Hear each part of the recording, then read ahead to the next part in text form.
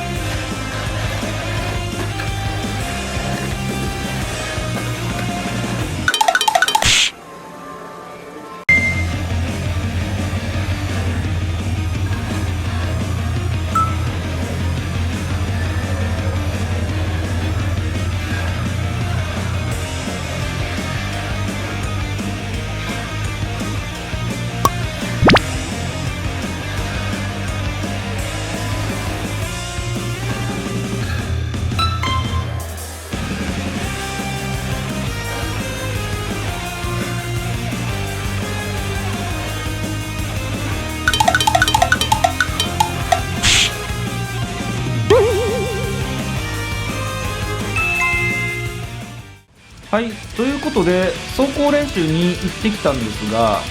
まあ大してうまく走れませんでした。今回のレイアウトでいうと、ストレートを2枚挟んだテーブルトップ、ここをどうクリアするのかがポイントになってくるわけですが、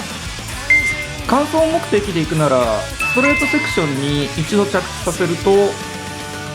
安定した走行が可能となってくる中で、より高タイムを狙うなら飛び越しが一番かなと思ったんですが、スプリントダッシュを積んでいるにもかかわらずスピードが足りないということは、なんかこうセッティングが悪いのかな。その辺をもう一度見ていきたいのと、ボディもそろそろダメージがあるということは、チャーシにも相当なダメージがあると思うので、もう一度また VZ マシンを作り直したいと思います。はい、本日の動画以上となります。もしこの番組を気に入っていただけた方は、ぜひともグッドボタン、チャンネル登録をよろしくお願いします。はい、以上ミニ四駆マスターでした。